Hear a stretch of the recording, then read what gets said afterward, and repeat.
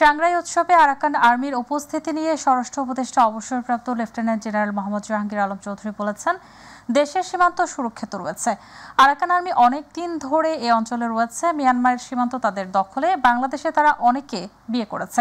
দুপুরে চট্টগ্রাম সার্কিট হাউসে আইনশৃঙ্খলা বাহিনীর সঙ্গে মতবিনিময় সভা শেষে সাংবাদিকদের সঙ্গে কথা বলেন স্বরাষ্ট্র উপদেষ্টা। আগের তুলনায় পাহাড় অনেক শান্ত আছে জানিয়ে স্বরাষ্ট্র উপদেষ্টা বলেন, ছোটখাটো অপহরণ সমতলে হচ্ছে, পাহাড়েও হচ্ছে।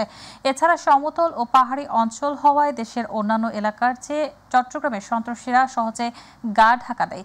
তবে কেউ প্রকাশ্যে থাকলে তাদের দ্রুত গ্রেপ্তারের নির্দেশ দেন স্বরাষ্ট্র উপদেষ্টা। এর আগে দুপুরে সার্কিট হাউস অনুষ্ঠিত মতবিনিময় সভায় প্রশাসন ও আইনশৃঙ্খলাকারী বাহিনীর ঊর্ধ্বতন কর্মকর্তাদের সঙ্গে বৈঠকে চট্টগ্রামের আইনশৃঙ্খলা পরিস্থিতি নিয়ে আলোচনা করেন স্বরাষ্ট্র উপদেষ্টা। এখানে সমস্যা অন্যান্য এলাকার থেকে একটু ডিফারেন্ট।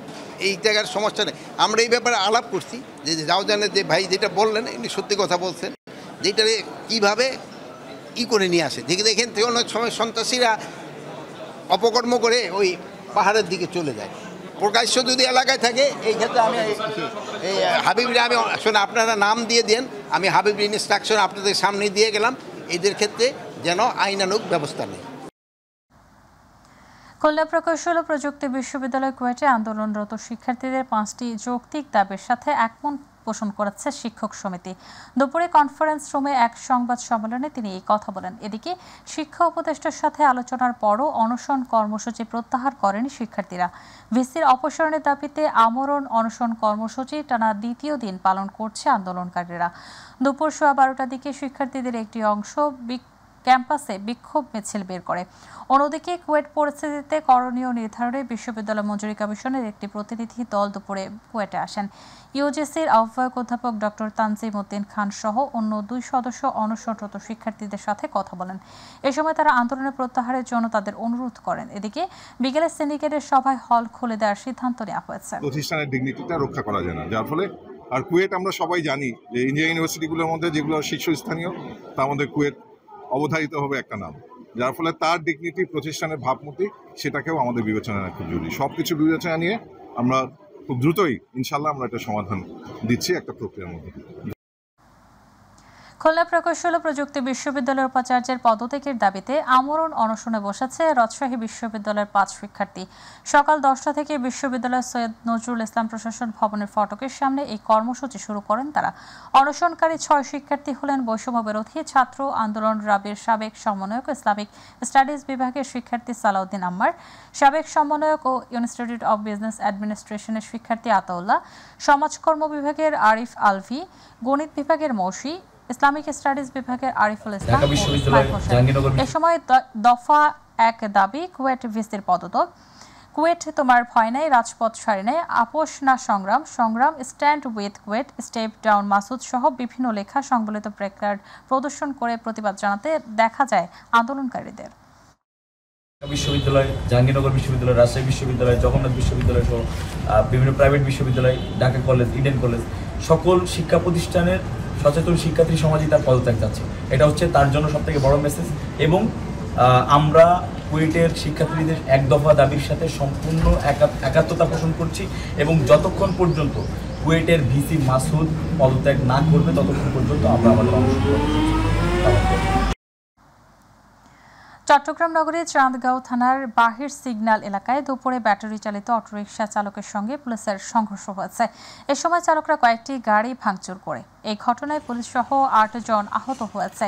সকালে শতাধিক অটোরিকশা চালক কাপ্তে রাস্তার মাথা থেকে বাহির সিগন্যাল এলাকায় জড়ো হয়ে সড়ক অবরোধ করেন। এ সময় তারা অটোরিকশা জব্দ ও বন্ধের প্রতিবাদে স্লোগান দেন। পুলিশ তাদের সরাতে গেলে বিক্ষুব্ধ চালকরা পুলিশের দিকে ইট পাটকেল ছোড়ে। এরপর পাল্টাপাল্টি ধাওয়া শুরু হয়। খবর পেয়ে সেনাবাহিনীর সদস্যদের একটি দল সেখানে উপস্থিত হয়। পরে ব্যাটারি চালিত অটোরিকশা চালকরা ঘটনাস্থল ত্যাগ করেন।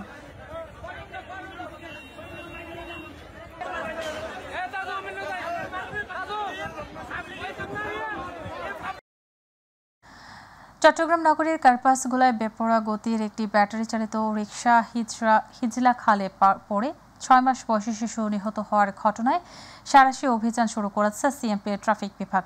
ট্রাফিক বিভাগ নিয়মিত অভিযান চালালেও 5 আগস্ট গণ অভ্যুত্থানের পর মাথাচাড়া দিয়ে ওঠে এই রিকশা।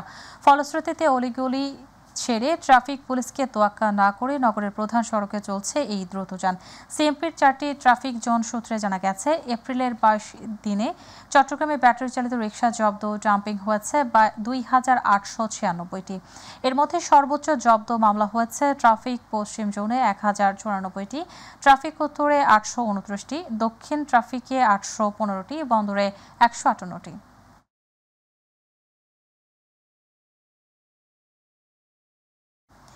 মাগুরায় শিশু আসিয়া ধর্ষণ ও হত্যা মামলায় বিচার শুরু হয়েছে।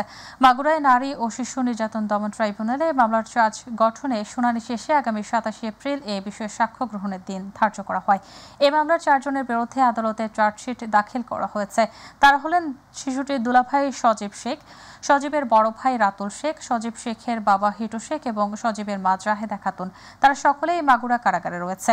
নিহত আসিয়ার মা আয়েশা বেগম বাদী হয়ে 4 জন আসামি করে মাগুরা সদর থানায় মামলা দায়ের করেন। এর মধ্যে প্রধান আসামি হিটু শেখ ম্যাজিস্ট্রেটের কাছে 164 ধারায় স্বীকারোক্তিমূলক জবানবন্দি দিয়েছেন। কুমিল্লার বুড়িচং উপজেলার মাধবপুরে ট্রেনে কাটা পড়ে 3 যুবক নিহত হয়েছে। ভোরে এই ঘটনা ঘটে। কুমিল্লা রেলওয়ে পুলিশ ফাঁড়ির ইনচার্জ সোহেল মোল্লা জানান, স্থানীয়দের মাধ্যমে খবর পেয়ে তিনি ঘটনাস্থলে আসেন। ধারণা করা হচ্ছে ঢাকা থেকে চট্টগ্রামগামী লাইনে ভোরে যে কোনো সময় এই 3টি যুবক ট্রেনে কাটা পড়ে থাকতে পারে।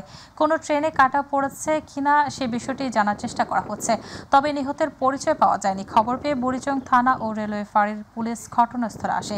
ঘটনাস্থলে এসে মরদেহ উদ্ধার করেছে পুলিশ। চট্টগ্রাম বন্দরের নিউ মোরিং কন্টেইনার টার্মিনাল বিদেশি অপারেটরদের হাতে ছেড়ে দেওয়ার প্রতিবাদে বন্দর এলাকায় সমাবেশ করেছে ছাত্র জনতা। দুপুরে বন্দর রক্ষা আন্দোলনের ব্যানারে বন্দর ভবনের সামনে মহাসড়কে এই কর্মসূচি পালন করেন তারা। এ সময় এনসিপির উত্তরাঞ্চলের সংগঠক রাসেল আহমেদ, বাংলাদেশ গণতান্ত্রিক ছাত্র সংসদের কেন্দ্রীয় যুগ্ম সদস্য সচিব রিজাউর রহমান, চট্টগ্রাম মহানগর বৈষম্য বিরোধী ছাত্র আন্দোলনের সদস্য সচিব নিজামুদ্দিন ও মুখপাত্র ফাতেমা খানম লেজা সহ গণতান্ত্রিক ছাত্র সংসদের নেতৃবৃন্দ উপস্থিত ছিলেন। তারা অভিযোগ করে বলেন, দেশের টাকায় তৈরি স্থাপনা ব্যবহার করে বিদেশি প্রতিষ্ঠানকে লাভবান করতে এই কাজ করেছিল তারা। বন্দরের আশপাশে সামরিক বাহিনীর বিভিন্ন স্থাপনা আছে উল্লেখ করে ছাত্ররা বলেন, বিদেশি অপারেটররা বন্দর ব্যবহারের নামে দেশ বিরোধী কাজে জড়িয়ে যেতে পারেন। এতে দেশের নিরাপত্তা ও সার্বভৌমত্ব ঝুঁকি তৈরি হতে পারে। বিদেশি বিনিয়োগের বিরুদ্ধে ছাত্র জনতা নয় জানিয়ে বলেন, বন্দরের খালি জায়গায় স্থাপনা তৈরি করে তারা ব্যবহার করতে পারেন। এবার আমাদের কৃষি।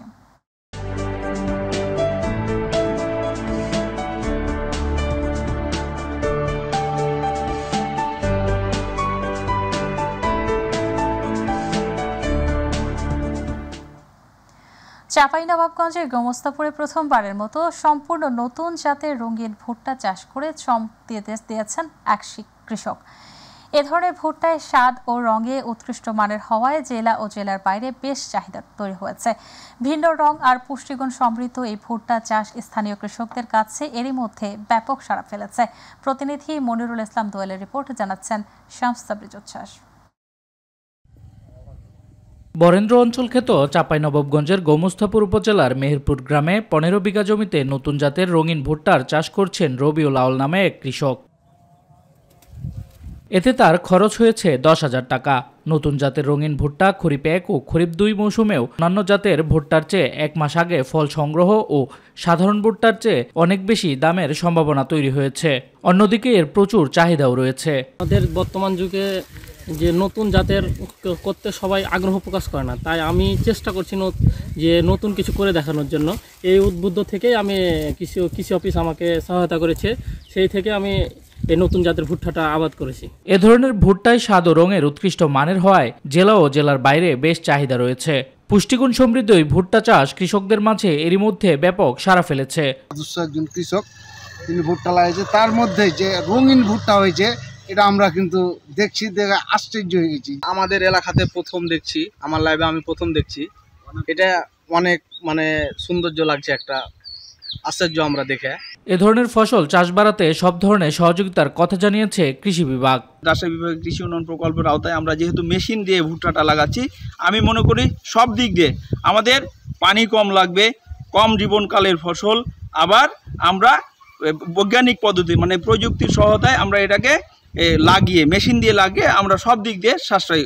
রঙিন ভুট্টার চাষ বাড়ানো গেলে ভূগর্ভস্থ পানির ব্যবহার কমানোর পাশাপাশি অধিক মুনাফার সম্ভাবনা রয়েছে বলে মনে করছেন সংশ্লিষ্টরা। শামস তাবরিজ উচ্ছ্বাস, মাই টিভি নিউজ ডেস্ক। ব্রাহ্মণবাড়িয়ায় বন্ধুর মোটরসাইকেল চালাতে গিয়ে তুলিপ নামে এক যুবক নিহত হয়েছে। মঙ্গলবার রাতে সিমোনা ব্রাহ্মণবাড়িয়া সড়কের দ্বিতীয় ব্রিজের কাছে নিয়ন্ত্রণ হারিয়ে এই দুর্ঘটনা ঘটে। ব্রাহ্মণবাড়িয়া সদর মডেল থানার ওসি মোহাম্মদ মোজাফফর হোসেন জানান, মঙ্গলবার রাতে সিমোনা ব্রাহ্মণবাড়িয়া সড়কে তুলিপ বন্ধুদের সাথে আড্ডা দিচ্ছিলেন। আড্ডার ফাঁকে তুলিপ বন্ধু জহিরের মোটরসাইকেল চালানোর জন্য নেয়। এ সময় সিমোনা ব্রাহ্মণবাড়িয়া সড়কের দ্বিতীয় ব্রিজের কাছে গিয়ে নিয়ন্ত্রণ হারিয়ে পড়ে মোটরসাইকেলটি। পরে জহির সহ স্থানীয়রা তুলিপকে উদ্ধার করে ব্রাহ্মণবাড়িয়া জেনারেল হাসপাতালে নিয়ে আসলে কর্তব্যরত চিকিৎসক তাকে মৃত ঘোষণা করেন। গাজীপুরের শ্রীপুর উপজেলার তেলিহাটি ইউনিয়নে তালতলী, উত্তর পেদাইল ও সাইটালিয়া এলাকায় অসহায় ভূমিহীন পরিবারের বসত ভিটা রক্ষায় মানববন্ধন করেছে শত শত নারী পুরুষ। এ সময় বিক্ষোভ মিছিল করেছে গ্রামবাসী। সাম্প্রতিক সময়ে বন বিভাগে দেওয়া উচ্ছেদ নোটিশের পরপরই বসত বাড়ি হারানোর সংখ্যায় এই মানববন্ধন কর্মসূচি পালন করে কয়েকটি গ্রামের বাসিন্দারা। অসহায় হতদরিদ্র পরিবারের একটাই দাবি, শত বছরের পুরনো বাপদাদার বসত ভিটা থেকে ঢাকা বন বিভাগের উচ্ছেদ অভিযানের রেহাই পেতে বর্তমান সরকারের উপদেষ্টা পরিষদের মানবিক দৃষ্টি। কুষ্টিয়ার কুমারখালীতে স্থানীয়ভাবে উদ্ভাবিত লাক্সই প্রযুক্তির প্রয়োগ ও সম্প্রসারণ শীর্ষক সেমিনার প্রদর্শনী হয়েছে। দুপুরে বিজ্ঞান ও প্রযুক্তি মন্ত্রণালয়ের আয়োজন ও উপজেলা প্রশাসন এবং বাংলাদেশ বিজ্ঞান ও শিল্প মেলা পরিষদ BSIR এর যৌথ বাস্তবায়নে আবুল হোসেন তরুণ অডিটোরিয়ামে এই সেমিনার প্রদর্শন হয়। উপজেলা নির্বাহী কর্মকর্তা SM মিকাইল ইসলামের সভাপতিত্বে উপস্থিত ছিলেন উপজেলার সহকারী কমিশনার ভূমি বিজয় কুমার জোয়ারদার, বিজ্ঞান ও প্রযুক্তি মন্ত্রণালয়ের সহকারী সচিব Mohammad Ibrahim Miaji, BSIR scientific officer Farid Ahmed, BSIR scientific officer Mehedi Hasan সহ অনেকে উপস্থিত ছিলেন।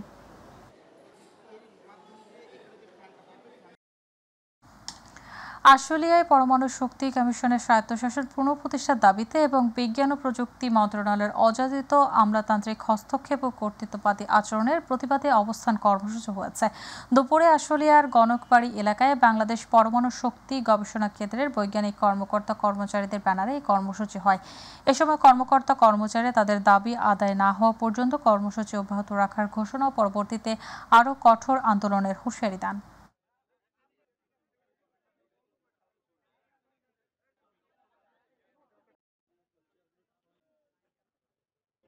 আমাদের এই অবস্থান কর্মসূচি মূলত মন্ত্রণালয়ের অযাচিত হস্তক্ষেপের বিরুদ্ধে। আমরা আমাদের পূর্ণ স্বায়ত্তশাসন ফিরে পেতে চাই।